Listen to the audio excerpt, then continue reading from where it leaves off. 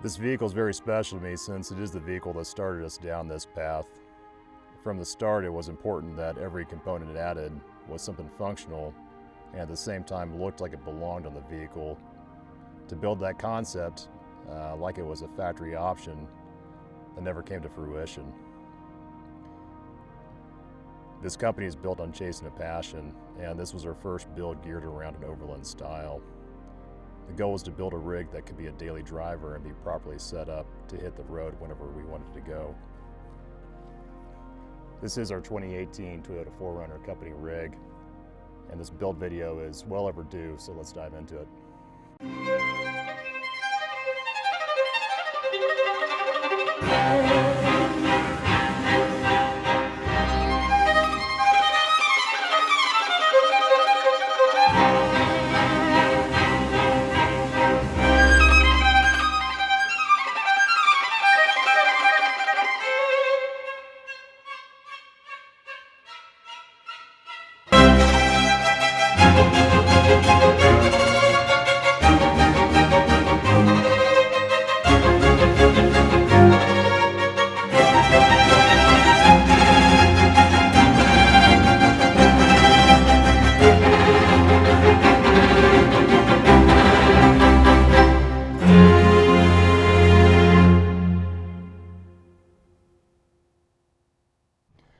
Okay, starting in the front, we have a CBI aluminum front bumper.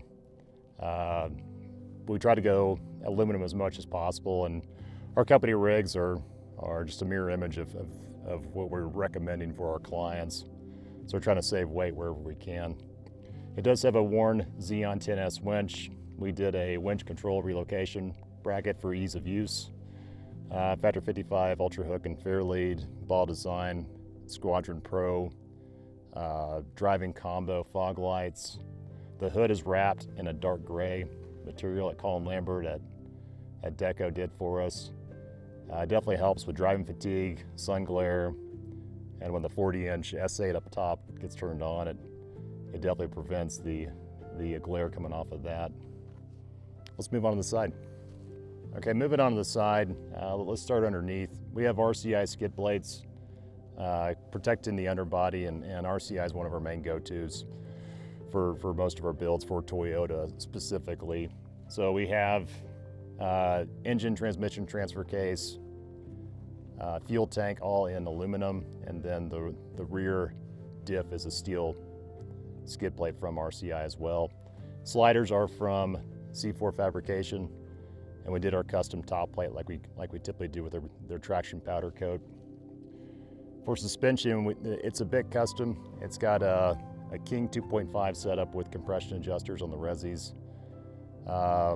It's got Total Chaos upper control arms, Total Chaos lower control arms that are their Expedition series. It does have a body mount shop. Wheels and tires are a 285/75/17 Falken AT3 with a Method 701, which is the original Method bead grip. And you know, we talk a lot about how this rig is still very relevant today whenever the build's been going on for 6 years, and this is a good testament where we're actually putting these exact same wheels on a Land Cruiser 200 build coming in here in a couple months. Same thing with the front bumper and the rear bumper, and kind of throughout, it's all still stuff that we like on builds. Moving on to the rear here, the rear suspension is a little bit more custom. We took out the factory sway bar in favor of a Curry antirock bar that does allow more free travel, and we think it actually drives better on the road with it. It's got a Rokmen upper lower control arms, Rokmen Panhard Bar. It's got Dobinson progressive rate springs to handle the load, and then it's got an EIMKeith Panhard correction bar bracket. Let's move on to the back. Moving on to the back, we have an Expedition 1 dual swing out, and this build did start in around 2018, and that was right about the time that this rear carrier came out in 2018, 2019. And it's something, you know, talk about everything still being relevant. It's still something that we recommend on builds today. We love their latching mechanism. It does blend in well, it does stay latched. Some of these rear carriers we've seen that they are going with the latch style that is prone to breaking or coming open. And Expedition 1's actually does a really good job of staying where it should be. On the passenger side, we do have a tire carrier set up. It does have Expedition 1's kind of clever table designs on the inner side on both swing outs, passenger and driver. On the driver's side, we have a demo shovel mount, a water and fuel carrier as well. The ladder on there does make it easy if you do go with a rooftop tent. You don't have to bring your ladder with you, and you could just utilize that. Let's pop it open here. Okay, opening and closing the rear carrier is very simple. Expedition 1's latching system is very clean. Again, it's just a simple latch, open, hinge. The tailgate tables on each side, easy for making coffee or breakfast in the morning. Simple tables to get out on the trail. It does have the camera relocation system on it. Moving on the back here, we do have a goose gear dual drawer system with a alu cab, slide and tilt fridge slide, and a National Luna dual zone 50-liter fridge freezer combo, where you can go fridge, freezer, kind of whatever you want to do, whether you're going on a long trip or just a weekend. If you want to have the fridge or the freezer put on, you could do that pretty easily. The goose gear drawer system is something that has held up very well. We're big fans of it. It does make a good mounting location or a base for the alu cab fridge slide and tilt. This system does work pretty easily too, where easy to open. You can tilt it, get everything open if you need to. You can leave it straight out and then put it back just like that.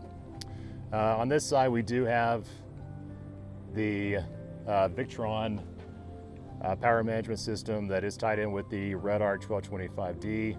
It's a monitor system that it gives you Bluetooth access from your phone, or there is a screen here that tells you the health of your power management system. We have a XPN 360 95 amp hour lithium aux battery in the back.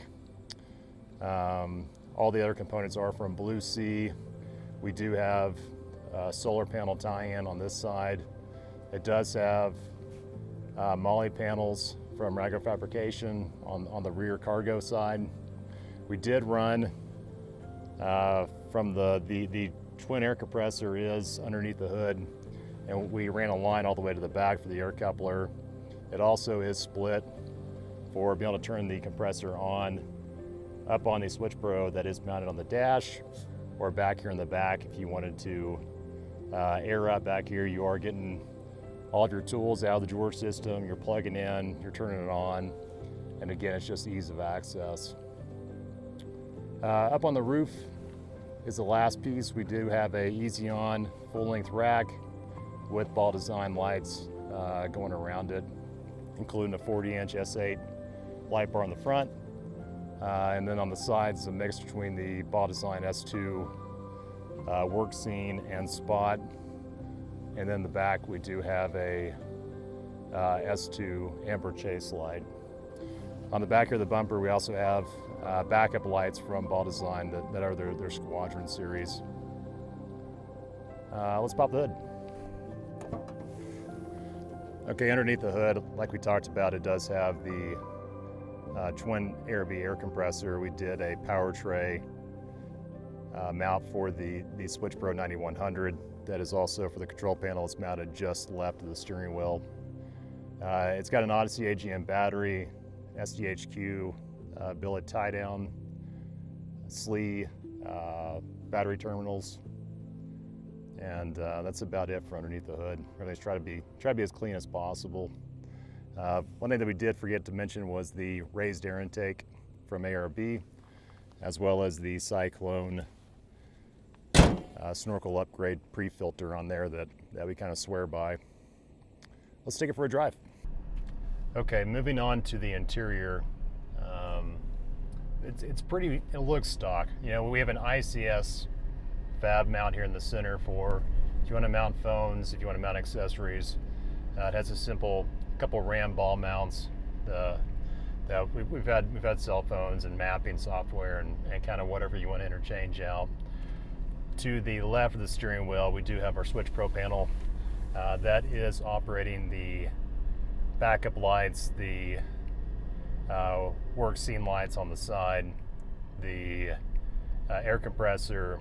We hooked up the amber lighting to the Ball Designs lighting on there as well, and there's a few more blanks that if you want to add more accessories, it's already all set up for you. We sound deadened every panel that is in the rig, and from the doors to the floor, and whenever we took the headliner out to have it recovered with a suede Alcantara option, whatever you want to call it, we went ahead and sound deadened the roof as well. This is by far the quietest 4Runner that we've built or been in. It's at 70 miles an hour. You can't tell that the roof rack's on it.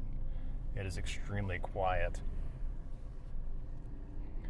Okay, why did we choose to go with the Toyota 4Runner? And the simple answer is it's a body-on-frame setup. And whether you go with a Land Cruiser 200, a GX 460 / what the rest of the world knows is a Prado 150, or a Tacoma or Tundra, the condition that these things are in after 100,000+ miles is pretty incredible. This thing has 70, coming up a couple hundred miles shy of 74,000 miles, and the interior looks pretty much brand new. You can't really tell that it has the mileage. If you drove some of their competition, you could probably tell pretty quick when something has 100,000+ miles on it. Everything feels tight, from the steering to the interior. Just the simple things as you put your elbow down on the center console or on the door. It's not squeaking, it's not rattling. The dash, there's not a single rattle in the dash. The only rattle that you hear once in a great while is from the fridge slide, which we could probably get out of. Toyota does a very good job of checking that box to get you there and back, and that is one of the main reasons why they are one of the go-tos for overland builds. Okay, how does it drive? How does it handle with the build like it is? And the simple answer is it's very comfortable. We've taken this rig to Baja. We've taken it on a couple Utah Traverse trips, Arizona Traverse. It's been all over Colorado on road and off road, and it is comfortable. You can tell that there's weight added, and you do have to do more to 4Runners to get them dialed in, and that's one of the big reasons that we like the GX 460 and the Land Cruiser 200 as starting platforms. You would get the V8. You don't have to do a supercharger on them. You definitely can, but you don't have to. You don't have to do a supercharger of the 4Runner, but just be ready for what it is. We've always joked that once you add a duffel bag and a pack of gum to it, it starts to feel kind of overweight. So you do have to do a lot of modifications. We do have, from the springs to the brakes to the re-gear, to the geometry correction, everything does feel very good on this rig. That Magnuson supercharger would probably be the last box to check, but I'm not sure if we'll get around to doing it on this rig before we do sell it. One of the things to talk about is, we have a 4Runner coming in that with what the client's already spent on it to what he's about to spend on it, that is getting the full works, and it's basically this rig, this build, from the sound deadening to the headliner to the suspension to the re-gear, to everything in between. He's already done an air down gear up, interior seat delete, second row seat delete, drawer system, cargo management system. And so what he's going to have into it is going to be at 100,000 or more, and it makes this rig with what we're selling it for a pretty good bargain. I think that about does it. Thank you very much for watching. Let us know if you have any questions, and we'll see you next time. Thank you.